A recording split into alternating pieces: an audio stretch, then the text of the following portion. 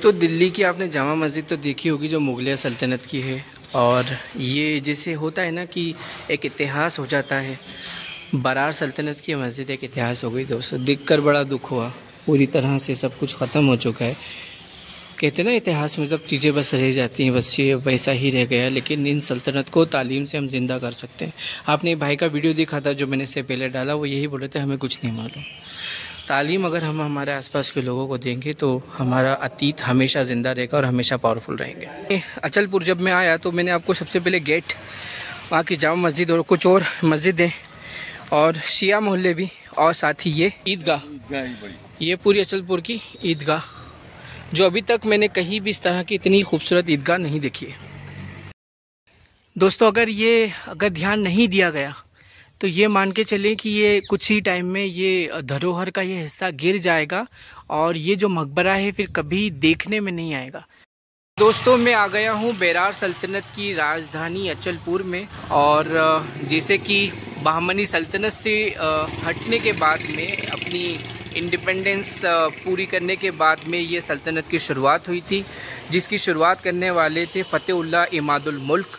और आप देख सकते हैं कि उस वक्त का ये जो गेट है आज भी मौजूद है। और ये बाहर जो किले हैं ये हाथियों के हमले को रोकने के लिए थे। लकड़ी पे ये अलग से ये एक दरवाज़ा है जिसके ज़रिए से इंटर कर सकते थे बिना दरवाज़ा खोले, और यहाँ को सिपाही वगैरह इंटर हो सकते थे। डिज़ाइंस आज भी उसी हालात में हैं। वैसे इस किले के जितने भी हिस्से हैं वो पूरे ख़त्म हो गए, लेकिन बाहर की तरफ से जो मेन गेट है आज भी वो इसी स्थिति के अंदर है। और किले की जो पूरी दीवारें हैं कुछ तो ढह चुकी हैं। और इस तरह के यहाँ के स्थानीय निवासी बताते हैं कि 12 किले हैं और उन 12 किलों में 12 दरवाजे हैं और 12 दरवाज़ों में से लगभग अभी 7 अच्छी हालत के अंदर हैं। और जैसे कि जो बेरार सल्तनत है 1490 में फ़तेहुल्लाह इमादुल मुल्क ने अपनी आज़ादी घोषित कर दी थी और इंडिपेंडेंस घोषित कर दी थी। और जैसे कि बहमनी सल्तनत के 5 सूबे हुआ करते थे, जिसमें बेरार, बिदर, बीजापुर, गोलकोंडा और अहमदनगर थे। तो जिस तरह से 1490 में बेरार ने अपनी आज़ादी घोषित की थी, फ़तेहुल्लाह इमादुल मुल्क ने अपनी आज़ादी घोषित की थी, उसी तरह से अहमदनगर ने भी 1490 में अपनी आज़ादी घोषित की थी। लेकिन दोस्तों बहमनी सल्तनत, बेरार सल्तनत और अहमदनगर सल्तनत, ये तीनों में एक कॉमन बात ये है कि जो अहमदनगर सल्तनत के जो बानी थे, जो संस्थापक थे, वो ब्राह्मण ओरिजिन के थे और वो कन्नड़ थे। और इसी तरह से जो बेरार सल्तनत के सुल्तान थे और जिन्होंने इसकी स्थापना की, शुरुआत की, फ़तेहुल्लाह इमादुल मुल्क ने, तो वो भी कन्नड़ ही ओरिजिन के थे और वो भी ब्राह्मण थे। तो और साथ ही जो बहमनी सल्तनत के सुल्तान थे तो उन्होंने नाम ही बहमनी इसीलिए रखा था क्योंकि वो ब्राह्मण ओरिजिन के थे। तो इन 3 सुल्तानों ने जो दक्कन में जिन्होंने सल्तनत की शुरुआत की, वो तीनों ही ब्राह्मण कुल से ताल्लुक़ रखते थे और उन्होंने सच्चे मालिक, सच्चे खुदा, सच्चे बादशाह अल्लाह तबारक व तआला को ग्रहण किया, उसे माना, उसे जाना और दक्कन के अंदर सल्तनतें शुरू करी और उसके नाम को फैलाया। और जो ब्राह्मणवाद था, जो जातिवाद था, वो जातिवाद से खुद भी बचे और भी लोगों को बचाने की कोशिश की कि यूनिटी की तरफ आएँ, एकता की तरफ आएँ, इक्वालिटी की तरफ आएँ। तो उन्होंने कि अल्लाह की जो नज़र में, उसकी बारगाह में उसके सारे बंदे बराबर होते हैं, तो उन्होंने यही वाला निज़ाम रखा। अब इसमें एक चीज़ ये है कि एक वक्त में ये कभी राजधानी हुआ करता था, लेकिन आज ये हिस्सा पूरा बैकवर्ड है। कभी ये एक सल्तनत की राजधानी और एक सल्तनत का बहुत अजीम शहर, लेकिन आज ये सिर्फ गेट ही आपको इतना ज़्यादा सुंदर दिखेगा। बाकी जब हम अंदर की तरफ जाते हैं तो इस साइड का, एक साइड का आप गेट देख सकते हैं कि मौजूद है और दूसरी साइड का गेट जो है निकल गया है, ख़राब हो गया है। और जब हम अंदर की तरफ आते हैं तो इस तरह से पूरा अब ये बैकवर्ड एरिया हो गया है, लेकिन किसी ज़माने में ये कभी राजधानी हुआ करता था। वैसे दोस्तों आप मेरा एक वीडियो देख सकते हैं अहमदनगर सल्तनत का। मैंने जो 5 सल्तनतें बहमनी सल्तनत से अलग हुई थी, अहमदनगर का मैं कंप्लीट कर चुका हूं और इसी के साथ अब बेरार सल्तनत का बना रहा हूं। और एक और चीज़ ये है कि जब तुगलक डायनेस्टी से आज़ादी घोषित की थी जितनी भी सल्तनतों ने, उसमें से एक गुजरात सल्तनत थी। गुजरात सल्तनत का भी मैंने वीडियो बनाया है, वो भी आप ज़रूर देखें, आपको अच्छा लगेगा। जो कि तुगलक डायनेस्टी से अलग होकर एक अलग रियासत बना था। इसके अलावा मैंने खानदेश सल्तनत का भी एक वीडियो बनाया है, वो भी आप देखें, आपको ज़रूर पसंद आएगा। और इसी तरह से आगे मैं गोलकोंडा सल्तनत का बनाने वाला हूँ, बीजापुर सल्तनत का बनाने वाला हूँ और बिदर सल्तनत का बनाने वाला हूँ। तो वो वीडियो भी जस्ट आई एम ट्रैवलिंग, सफ़र कर ही रहा हूँ और जल्द ही मैं बीजापुर गोलकोंडा पहुँचूँगा और वहाँ के भी वीडियो आपको बताऊँगा बनाकर, और उसमें जो हिस्ट्री है और किस तरह से वहाँ भी क्या ब्राह्मण ओरिजिन के सुल्तान थे या क्रिश्चियन ओरिजिन के सुल्तान थे या किसी और मज़हब को मानने वाले थे, जिन्होंने सच्चे धर्म, सच्चे मालिक, सच्चे बादशाह अल्लाह को अपनाया और सल्तनत की शुरुआत की। तो दोस्तों इस तरह से अभी मैं अंदर जाने वाला हूँ किले में, और भी क्योंकि ये किले की वॉल है, मेन दरवाज़ा है, अंदर बहुत सारी ऐसी चीज़ें हैं जैसे कि ये किले की दीवार धंस चुकी है। इसी तरह से और भी अंदर बहुत सारी चीज़ें हैं जो जिनके रूइंस अभी अवेलेबल है, जिनके अवशेष ज़रूर मिलेंगे। और वहाँ पर हम अंदर की जामा मस्जिद और एक फ़ेमस सूफी संत थे, क्योंकि बहमनी सल्तनत हो, क्योंकि सभी इंडियन ओरिजिन के सुल्तान हैं, तो ये सूफिया इकराम के बहुत ज़्यादा चाहने वाले थे और सूफियाओं के ज़रिए से ही इन्होंने सच्चे धर्म को, इक्वालिटी के धर्म को, परमेश्वर को, अल्लाह को, मालिक को, सच्चे बादशाह को इन्होंने अपनाया। तो उसकी वजह यही थी कि ये सूफिया इकराम से जुड़े रहे और सूफिया इकराम से जुड़ने के बाद इनको रब भी मिला और दुनिया में इन्हें इज़्ज़त भी मिली और सल्तनतें भी मिली। लेकिन दोस्तों एक और चीज़ ये है कि 1490 में ये जो सल्तनत थी ये शुरू तो हुई, लेकिन 1572 के अंदर फिर अहमदनगर सल्तनत ने इसे अपने कब्ज़े में ले लिया। और उसकी वजह भी ये कि अहमदनगर सल्तनत कई बार कोशिश कर रहा था। जो तीसरी पीढ़ी के अंदर अहमदनगर सल्तनत ने इस तरह से कब्ज़े में लिया कि एक बहाना मिला, जो सुल्तान रहे बैरार सल्तनत के, उनके जो सेनापति थे उन्होंने, तुफेल खान ने कैद ही कर लिया था सुल्तान को। और जब सुल्तान को कैद करके उन्होंने ख़ुद को राजा घोषित किया तो अहमदनगर सल्तनत ने हमला किया और फिर वो जीत गए। तो यहाँ गवर्नमेंट काम तो कर सकती है, लेकिन जैसे कि हर जगह भेदभाव होता है, यहाँ भी भेदभाव शामिल है। जैसे यहाँ से आप जो देख रहे हैं सामने की तरफ से एक हिस्सा गेट का दिख रहा है और दूसरी तरफ जब आप देखेंगे तो वो हिस्सा नहीं दिखेगा। यहाँ पर जो अतिक्रमण है, एक मंदिर यहाँ बना दिया गया है, तो और दूसरा हिस्सा नहीं दिख पा रहा है। दूसरी साइड के दरवाजे का हिस्सा है। वैसे यहाँ से मुझे चढ़कर आना हुआ क्योंकि आप देख सकते हैं कि यहाँ एक मंदिर बना दिया गया है, तो इस वजह से इस ओटले पर आकर मुझे वीडियो लेना हुआ। और एक चीज़ ये आपको मैंने एक बताई थी कि मेरा जब आप गुजरात सल्तनत की वीडियोस देखेंगे तो वहाँ पर जो अहमदाबाद का रेलवे स्टेशन है कालूपुर, तो वो स्टेशन इस वजह से है कि वहाँ पर एक सूफ़ी संत थे कालू शाह बाबा रहमतुल्लाह अलैह, उन्हीं की वजह से उस रेलवे स्टेशन का नाम भी कालूपुर रेलवे स्टेशन है, उस एरिया का नाम भी कालूपुर है। लेकिन उस जो मज़ार है उस मज़ार को रेलवे ने नोटिस दिया कि इसे निकाल दिया जाए। और यहाँ पर ये जो अतिक्रमण अभी बनाया जा रहा है कि देख सकते हैं आप, ऐतिहासिक 1490 के अंदर का बना हुआ किला, और उसके बाद में फिर इस तरह का अतिक्रमण के आप सामने की चीज़ें नहीं देख सकते। तो कहीं ना कहीं दिस इज़ कॉल्ड डिस्क्रिमिनेशन। तो दोस्तों ये है बैरार सल्तनत का दूसरा गेट, और इस तरफ से जब हम देखते हैं तो ये बिल्कुल उसी तरह का है जैसे कि पहले वाला मैंने आपको गेट बताया था, और दूसरी तरफ का हिस्सा नहीं दिखता है। दोस्तों मैं आया था अचलपुर बैरार सल्तनत की वीडियो बनाने, किलों की, मकबरों की और जामा मस्जिद की, लेकिन यहाँ पर मैंने एक बुज़ुर्ग के बारे में सुना, अब्दुल्ला शाह रहमतुल्लाह अलैह, गरीब नवाज के पहले के बुज़ुर्ग हैं। इनके लिए मैंने एक अलग से व्लॉग बनाया है क्योंकि बहुत बड़ी हिस्ट्री थी, दरगाह काफ़ी बड़ी है और बहुत सारे बादशाहों ने इसका निर्माण कराया है, तो उस व्लॉग को आप ज़रूर देखिएगा। दोस्तों अचलपुर में आपको इस तरह के बैरार सल्तनत के कई सारे मकबरे दिखते हैं रास्ते में। और दोस्तों ये था बैरार सल्तनत का तीसरा गेट। तो दोस्तों ये है जामा मस्जिद अचलपुर की, और जो कि इमाद शाही डायनेस्टी की एक अजीम मस्जिद रही है। इमाद शाही डायनेस्टी के जितने भी अभी तक मॉन्यूमेंट्स हैं, जो हेरिटेज हैं, जो धरोहर है, वो सभी रूइंस में बदल चुके हैं सारे, लेकिन ये एकमात्र एक मस्जिद बची है, जो मस्जिद आज अल्हम्दुलिल्लाह बड़ी अच्छी हालत में है। और आप देख सकते हैं कि मस्जिद के जो यहाँ के रहवासी हैं उन्होंने मस्जिद को बहुत अच्छे से मेंटेन किया अल्हम्दुलिल्लाह। तो ये जानकर आपको बड़ी हैरत अंगेज़ी होगी कि वो जितना मेंटेन कर सकते थे वो तो उन्होंने किया है, लेकिन मस्जिद का जो मेन गुंबद है वो गिर चुका है। आप देख सकते हैं ऊपर पत्थर का एक गुंबद लगा और अंदर लकड़ियों से कवर किया गया है। और यहाँ पर बहुत सारी कुछ कब्रें हैं। उस वक्त की कब्रें तो नहीं है, ये लगभग अभी अभी इसी बीच में जो मस्जिद के इमाम रहे हैं और उनके घर वाले रहे हैं उनकी ये कब्रें हैं। और जैसे मैंने आपको गुजरात सल्तनत में बताया था कि जितनी भी मस्जिदें होती हैं गुजरात सल्तनत की, उसमें एक औरतों का पोर्शन ऊपर की तरफ होता है, एक पोर्शन होता है। यहाँ पर दो पोर्शन है।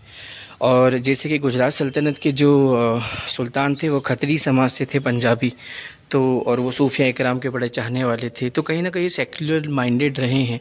अब ये देख सकते हैं दो हिस्सों में मस्जिद बटी हुई है दो साइड से।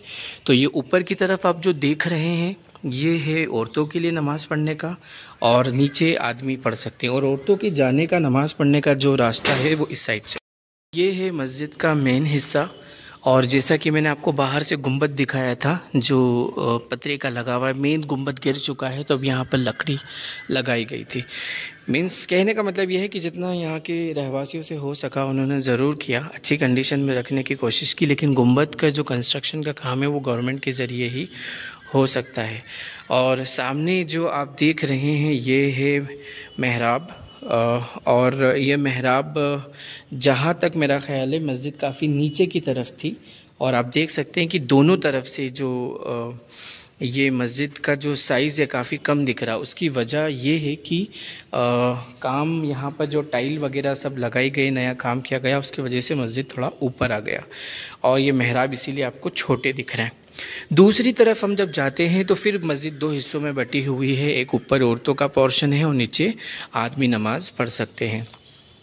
और ये आम जनरली मैंने जो गुजरात वाले आपको जो मस्जिदों के वीडियो बताया उनमें एक ही तरफ औरतों के नमाज़ पढ़ने का इंतज़ाम है, लेकिन यहाँ दोनों तरफ औरतों के नमाज़ पढ़ने का इंतज़ाम है और एंट्री औरतों के लिए भी बिल्कुल अलग रखी गई है। तो दोस्तों जो इमाद शाही डायनेस्टी रही है बरार सल्तनत की, ये उसकी एक आखिरी निशानी है ये मस्जिद। और इसके अलावा ये जो मस्जिद आखिरी निशानी होने के साथ साथ इसके भी जो रूइंस तो नहीं लेकिन जो मिंबर हैं और मेहराब हैं, जो इसके मीनारे हैं, ये गुंबद जैसे कि गिर चुका है, तो वो सभी खस्ता हालत में हैं। लोगों ने जितना मेंटेन कर सकते थे उतना पूरा मेंटेन करने की कोशिश की है। और दोस्तों जैसा कि मैं आपको बता रहा था कि जो मीनारे हैं, तो ये जो ऊपर मीनारे देख रहे हैं ये अभी के फ़िलहाल के लगे हुए हैं, पुराने मीनारे गिर चुके हैं। और ये नौबत है जिसे एक तरह का ढोल होता है। मैंने एक यहाँ की जो दरगाह शरीफ है दूल्हा शाह रहमतुल्लाह अलैह, यहाँ तक कि वो गरीब नवाज़ के पहले के इमाद शाही डायनेस्टी, फिर उसके पहले बहमनी सल्तनत, फिर उसके पहले तुगलक, फिर खिलजी, फिर ममलूक, उन सब के पहले के एक बुज़ुर्ग हैं यहाँ पर अचलपुर में। मैंने अलग से एक वीडियो बनाया है, वो आप ज़रूर देखिएगा। और ये जो मैं जैसा कि आपको बता रहा था कि औरतों के लिए सेपरेट जाने का रास्ता है, तो ये वो रास्ता है जो ये औरतों का जो पोर्शन है मस्जिद में, आपको मैंने जो दिखाया है कि दो हिस्सों में मस्जिद बटी हुई है। अब ये ऊपर की तरफ आप देख रहे हैं, लेकिन अब ये औरतों के लिए इस्तेमाल नहीं होता है। और सामने का जो गेट है वो इमाद शाही सल्तनत के वक्त का ही गेट बना हुआ है। और उस पर वो जो लकड़ियाँ और ये सब देख रहे हैं आप, ये सब उसी वक्त का है, लेकिन अभी काफ़ी जर्जर हालत में है और कभी भी गिर सकता है। और यहाँ पर जो ये हौज है, हौज का फ़िलहाल ये लोगों ने यहाँ पर चद्दर लगा दी है ताकि लोग यहाँ पर धूप में वज़ू ना बनाना पड़े। और हौज जो है उसी वक्त का है।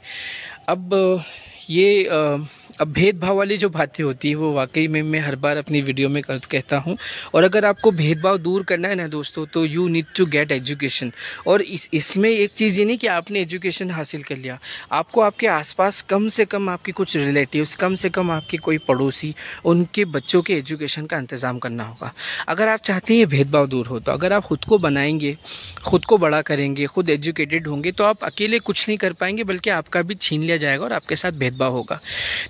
अगर वाकई में ही जिस तरह से आप ये देख रहे हैं कि किस तरह से घासें हैं, और मैंने आपको बहुत सारे अलग वीडियोस बनाए, मैंने द्वारकापुरी का एक वीडियो बनाया है, मैंने सोमनाथ का एक वीडियो बनाया है, मैंने रायगढ़ किले का शिवाजी का एक वीडियो बनाया, वहाँ पर भेदभाव नहीं किया गया है। तो सिर्फ भेदभाव की वजह ये, और ये जो इमाद डायनेस्टी के जो फ़तेहुल्लाह इमादुल मुल्क जो थे, वो खुद एक ब्राह्मण ओरिजिन के कन्नड़ थे, और मतलब उन्होंने इस्लाम को अपनाया और जो जातिवादी ब्राह्मण जो धर्म था उसको नकारा। जो जातिवाद की किताबें थी, जो वेद थे, चारों वेद, उनको नकारा। वो चारों वेद को सिर्फ इमादुल मुल्क ने नहीं, फ़तेहुल्लाह इमादुल मुल्क ने नहीं नकारा है, वो महात्मा बुद्ध ने नकारा है, वो महावीर जैन ने नकारा है, ऐसे बड़े बड़े जो स्वामी महावीर जैन हैं उन लोगों ने नकारा। उसकी वजह क्या थी?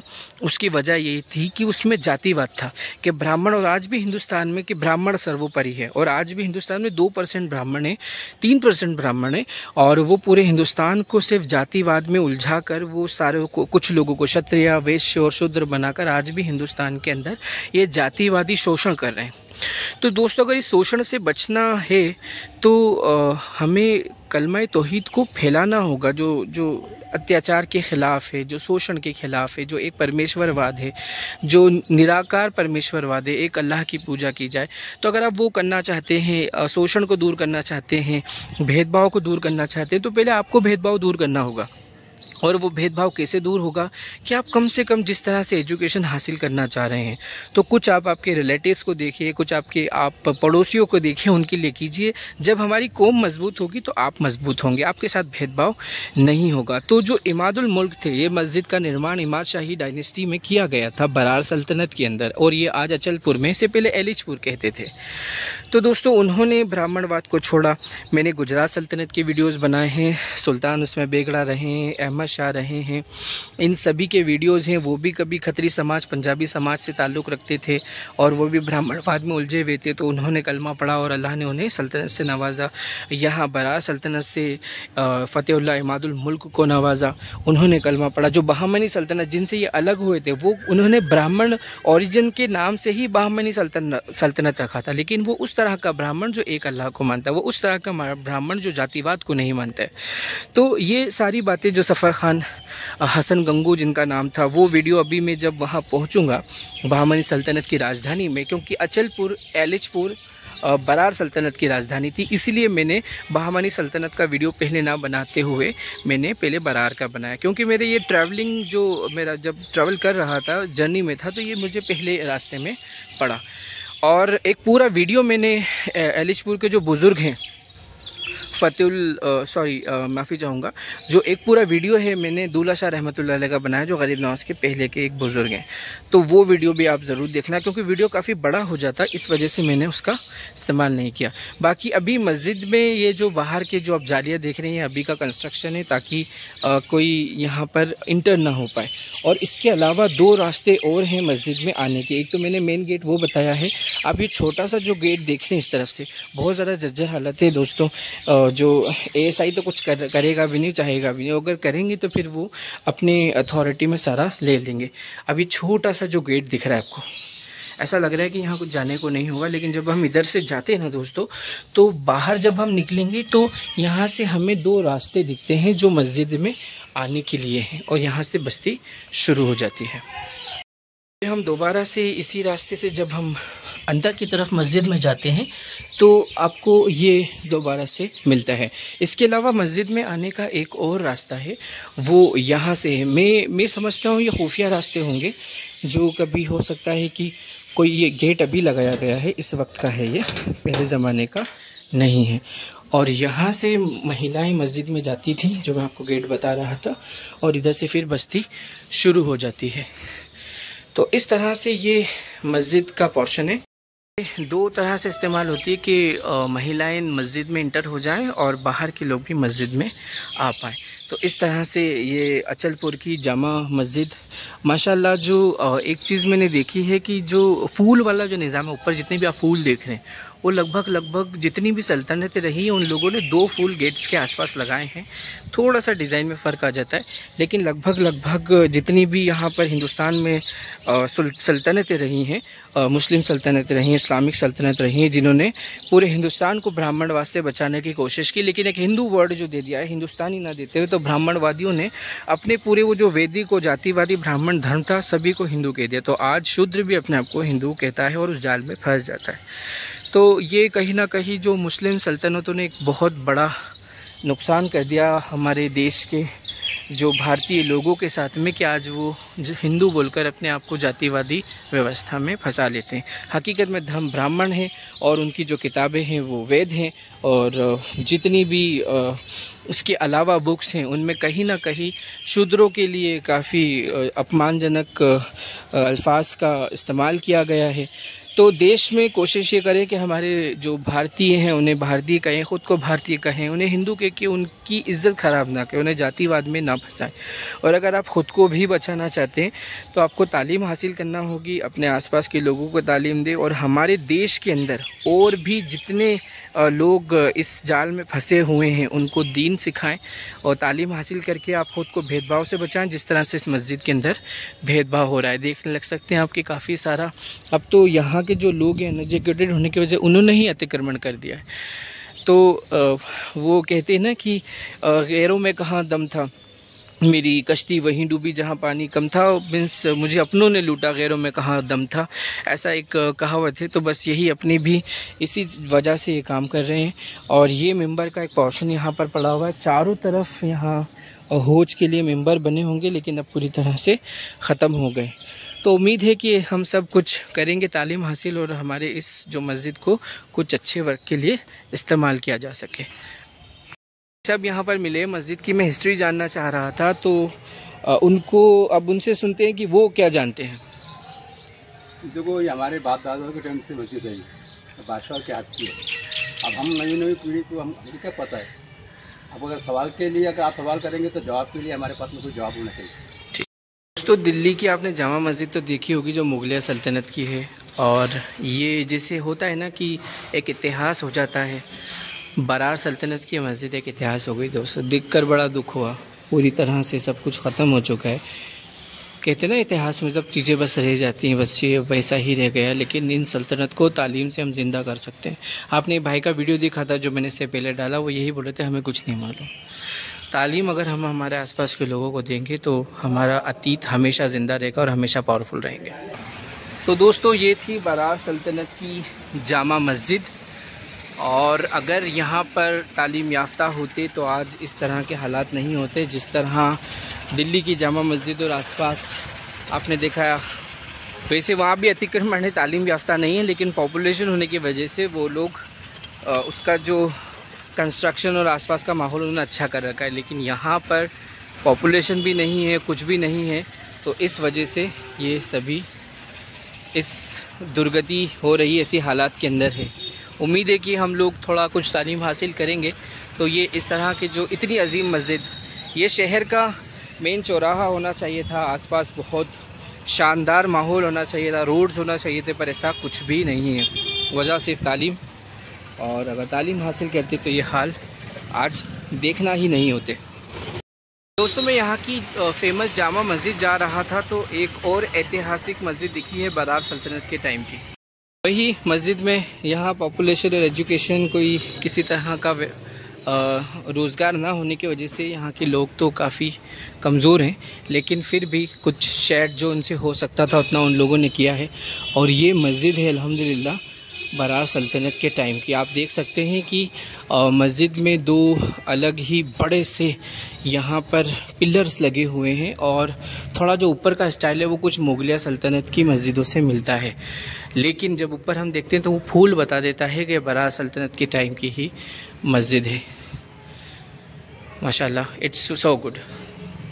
पुर का ये है शिया मुस्लिम्स का मोहल्ला, और अल्हम्दुलिल्लाह अभी चल रहा है मुहर्रम। मेरे साथ में भाई हैं और वो भी शिया जो समाज है उसी से ताल्लुक़ रखते हैं, और ये पूरा अल्हम्दुलिल्लाह शिया मोहल्ला है। जैसा आप देख सकते हैं कि यहाँ बहुत सारे ताजिए वगैरह हैं, और अंदर हम जब बढ़ रहे हैं तो ये पूरा शिया मोहल्ला। एक चीज़ बस दुख ये हो रहा है कि मुसलमानों के जहाँ भी हम हालात देखते हैं वो बहुत ज़्यादा पछता हैं, और इसी तरह से इस बस्ती में भी आकर बस यही दुख हो रहा है कि मुस्लिम्स के यहाँ पर हालात काफ़ी पछता हैं।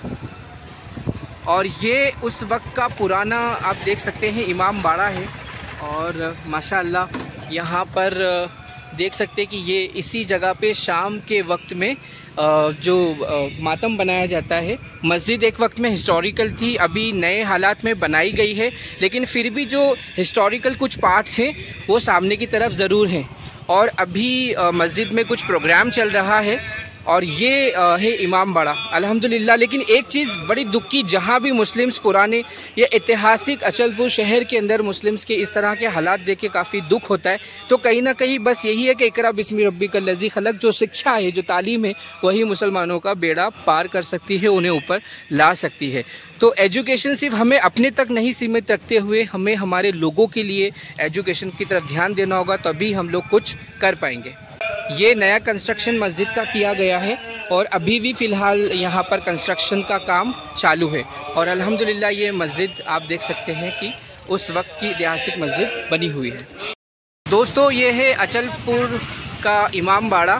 सामने की तरफ जो देख रहे हैं वो बरार सल्तनत के टाइम का ही यहाँ के स्थानीय निवासियों ने बताया है कि ये इमाम बाड़ा है।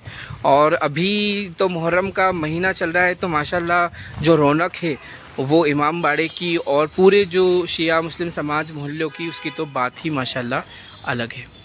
ये मेन गेट है इमाम बाड़े में आने का, और यहीं से सामने की तरफ आप इमाम बाड़ा देख सकते हैं। दोस्तों, काफ़ी सारी चीज़ें यहाँ पर बरार सल्तनत की ख़त्म हो चुकी है, लेकिन जो मस्जिदें हैं वो आज भी अल्हम्दुलिल्लाह उन्हीं हालत में। महल पूरी तरह से यहाँ के जो रूइंस खंडरों में बदल चुके हैं। ये एक दारुश्शिफा मस्जिद है, और ये एक और ऐतिहासिक मस्जिद है बरार सल्तनत के टाइम की, और ये उसका मेन गेट है। आसपास कुछ नए कंस्ट्रक्शन है, लेकिन जो मेन गेट है वो आज भी उसी हालत में है। वैसे जाली का तो ये आप भी पहचान सकते हैं कि ये आज ही के वक्त का है। और तो एंट्री जब हम लोग करते हैं तो कुछ अंदाज़ ऐसा लगता है मस्जिद का कि जैसे वो मुगलिया सल्तनत के टाइम का डिज़ाइन है, और ऊपर का जो गुंबद है वो गिर चुका है, तो यहाँ पर एक नई छत डाली गई है।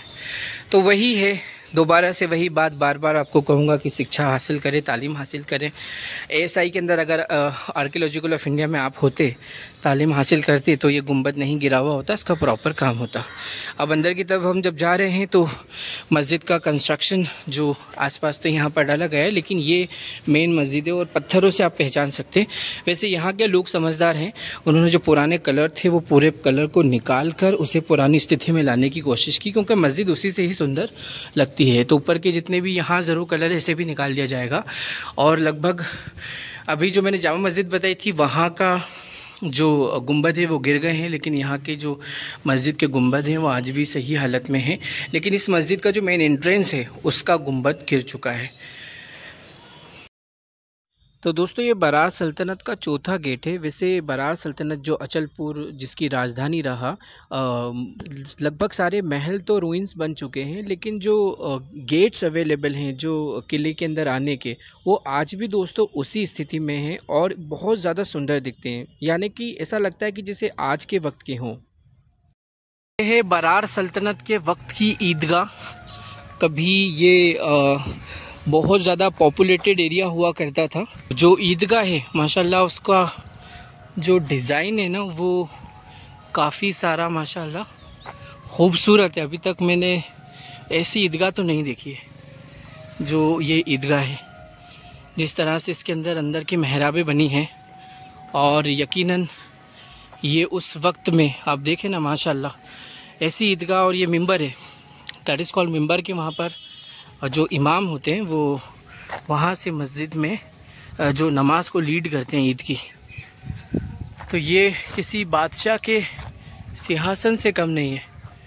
It's so good.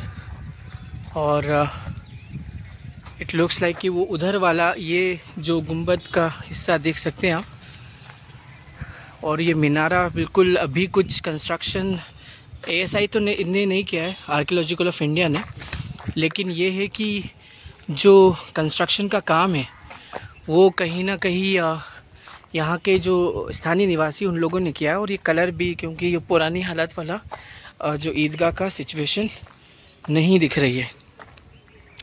तो it is so great and look so fabulous.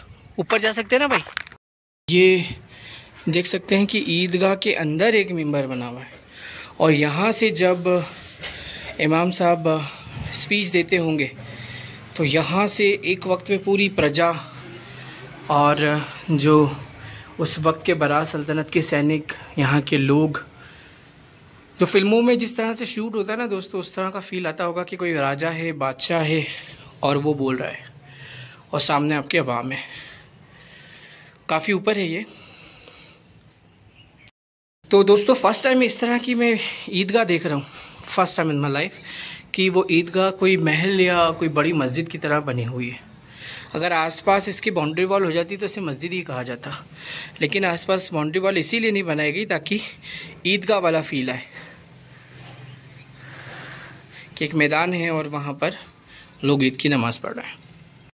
ईदगाह से फिर आप यहाँ ऊपर जाने के साथ साथ एक और रास्ता है, जो आप ईदगाह का ये जो पूरा हिस्सा है, ये जो आप देख रहे हैं, ये ईदगाह का जो ये हिस्सा है आप ये देख रहे हैं, ये ऊपर की तरफ भी आप जा सकते हैं। यहाँ से यहाँ पूरे गुंबद वगैरह बने हुए हैं, यहाँ से आप ऊपर चढ़ सकते हैं। ये रास्ता है।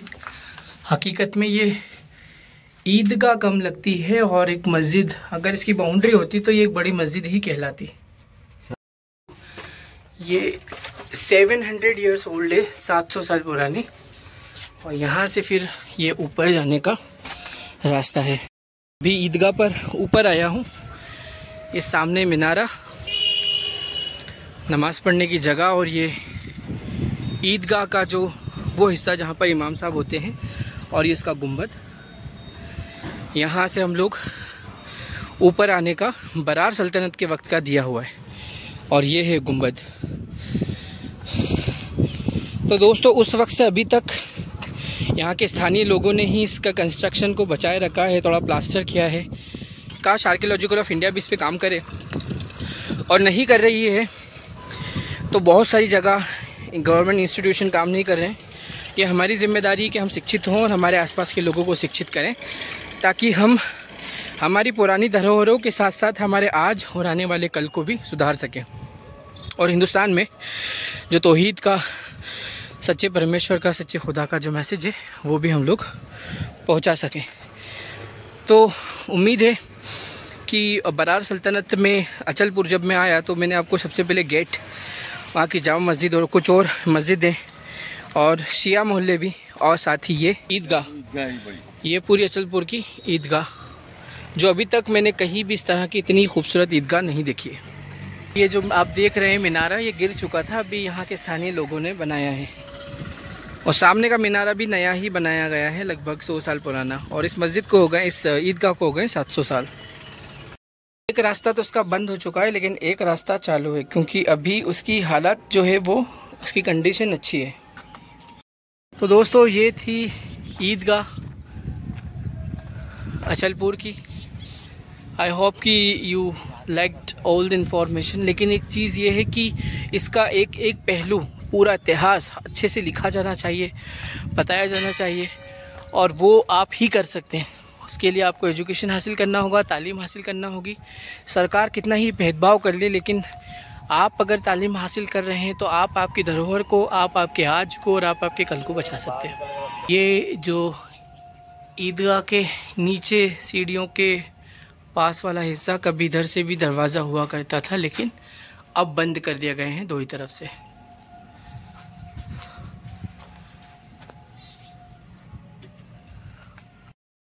तो अब ईदगाह से रवानगी का टाइम। तो दोस्तों काफ़ी लंबा सफ़र करने के बाद में हम आ गए हैं हौज कटोरा, और ये मकबरे बने हुए हैं यहाँ पर। और दोस्तों ये मकबरा इतना सुंदर, इतना अच्छा है, लेकिन ये मान के चलिए कि कुछ ही दिन में ये पूरा गिर जाएगा।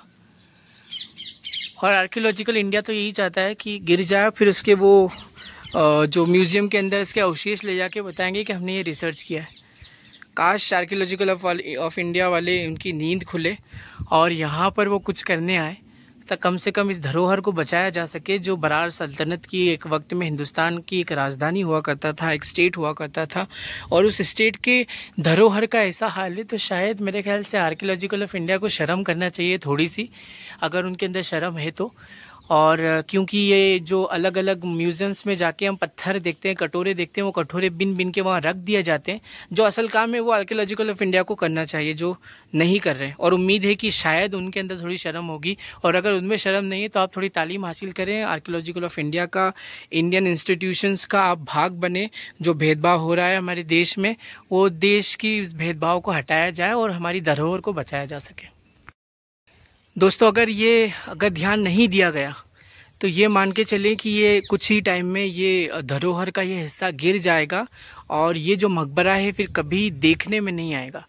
तो और ये जो अवशेष आप देख रहे हैं, ये सारे ऊपर के ही अवशेष नीचे गिरे हुए हैं। ये जो पूरे अवशेष आप देख रहे हैं, तो एक चीज़ यही है मुस्लिम्स के लिए कि अगर मुस्लिम्स अगर शिक्षा हासिल करते हैं, तालीम हासिल कर सकते हैं, तो जो इंडियन इंस्टीट्यूशन है, आर्कियोलॉजिकल ऑफ इंडिया हो या और भी जो दूसरे हैं, दोस्तों भेदभाव तो हो रहा है, लेकिन उस भेदभाव के अंदर अगर हम रोएं, परेशान हों कि हमारे साथ भेदभाव हो रहा है, तो हम शिक्षा की तरफ जाएं, हम तालीम हासिल करें जिस तरह से। और यही नहीं, अगर हम मैं बार बार अपनी वीडियोज़ में आपको कहता हूँ कि हम अपने रिलेटिव्स के साथ, हमारे आसपास के मोहल्ले के बच्चों के साथ, जिस तरह से हम हमारे लोगों को तालीम, हमारे घर वालों को तालीम देना चाहते हैं, शिक्षा देना चाहते हैं, वैसे ही अगर हम अड़ोस पड़ोस और रिश्तेदारों को करेंगे तो हम कौम को मजबूत कर पाएंगे और इस तरह के भेदभाव नहीं हो पाएंगे।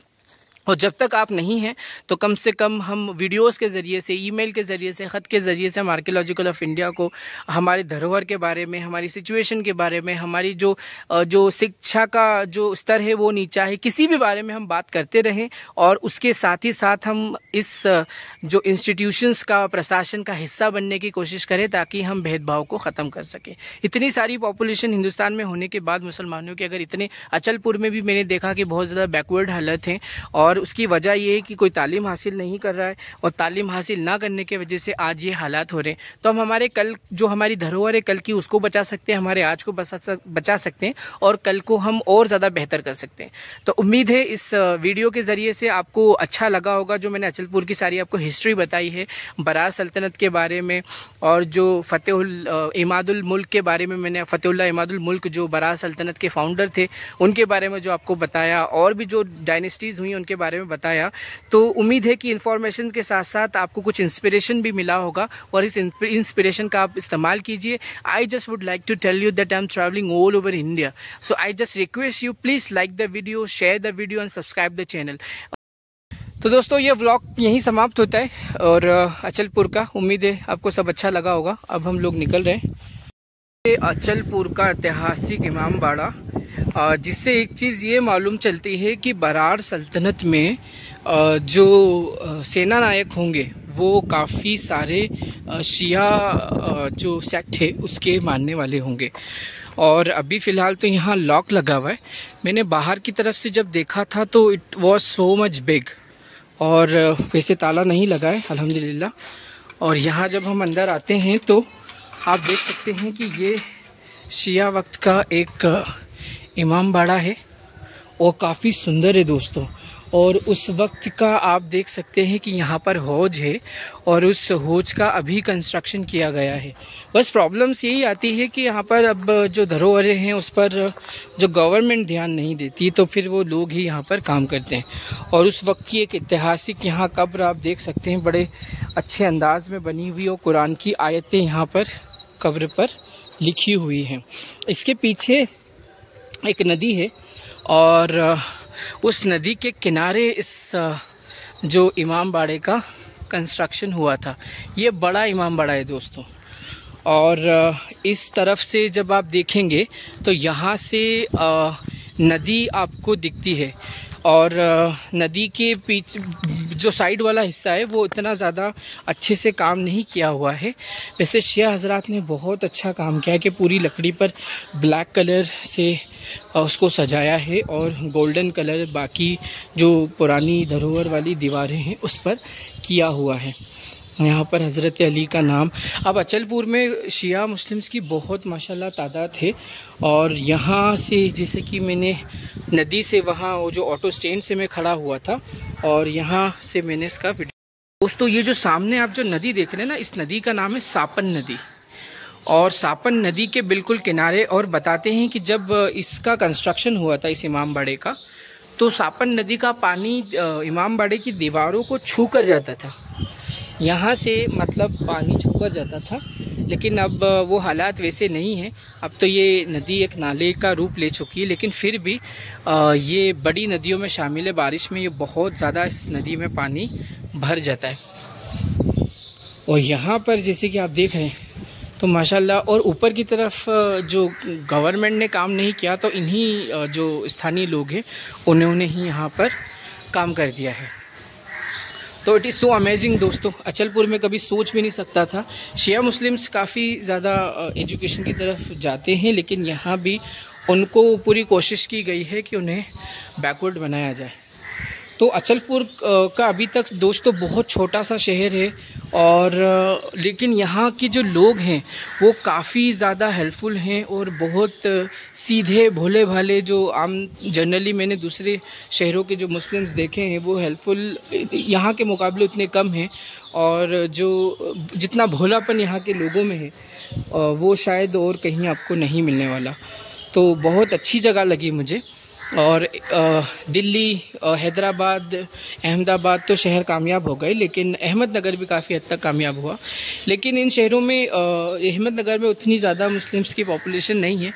और वैसे तो ब्राह्मणों ने सभी को कैद कर लिया है। ब्राह्मणों की भी 2% पॉपुलेशन है, और ज़्यादातर हिंदुस्तान में ब्राह्मणवाद को छोड़कर ही लोगों ने कलमा पढ़ा, वो शिया इस्लाम को या सुन्नी इस्लाम को या किसी भी तरीके से इस्लाम को, सच्चे खुदा को, सच्चे मालिक को, परमात्मा को पाया है, तो वो इसी ज़रिए से पाया है।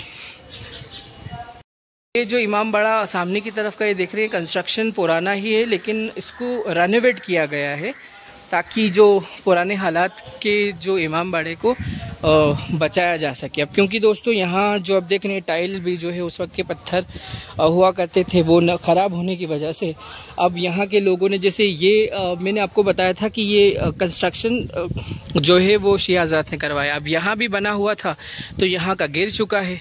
तो जब गवर्नमेंट काम नहीं कर रही थी, आर्कियोलॉजिकल ऑफ इंडिया काम नहीं कर रहा था। अब इसका मतलब सर दोस्तों सिर्फ सीधी सी बात इतनी सी है कि अगर वो आपकी धरोहर के लिए काम नहीं कर रहे, मतलब वो आपके लिए भी काम नहीं करना चाहते हैं वो, और आपको भी फिर आपके लिए काम करना होगा। तो आप खुद के लिए काम करेंगे तो अकेले पड़ जाएंगे, अगर आप खुद को डेवलप करेंगे तो अकेले पड़ जाएंगे, और आपके साथ तासुब होगा, आपके साथ भेदभाव होगा।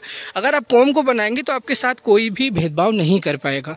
तो मैं बार बार कहता हूँ कि अपने बारे में सोचने के साथ साथ कम से कम अपने कुछ पड़ोस के लोग और अपने रिश्तेदारों के बारे में सोचें। इतना ही काफ़ी है, आपकी कौम बनने लग जाएगी, और आपका भेदभाव जो हो रहा है इसके आपके साथ लड़ने वाले 4 लोग और खड़े होंगे जो आपके हक के लिए खड़े हो सकेंगे, लड़ पाएंगे। So that is about my vlog. I hope so कि आपको ये सब चीज़ें अच्छी लगी होंगी। और अभी तो रमज़ान चल रहे हैं, तो शिया जो मोहल्ले होते हैं उनकी रौनकें अलग होती है। अचलपुर में काफ़ी ज़्यादा शिया मुस्लिम से, लेकिन वो भी यहाँ पर मुझे बहुत सारे बैकवर्ड दिखे। इमाम बाड़े का वो एरिया है बाहर का जहाँ पर बहुत सारे काम की ज़रूरत है। जितना लोग यहाँ के मुसलमानों से हो चुका उतना उन्होंने किया। और ये है सापन नदी के साइड वाला हिस्सा। तो दोस्तों ये था अचलपुर और बरार सल्तनत की राजधानी फ़तेहुल्लाह इमादुल मुल्क की स्टेट। आई होप कि आपको ये सारी जानकारियाँ आपको अच्छी लगी होंगी। And thank you for your kind support. Please keep liking my videos, keep sharing my videos, and please recommend my videos and ask people to subscribe it.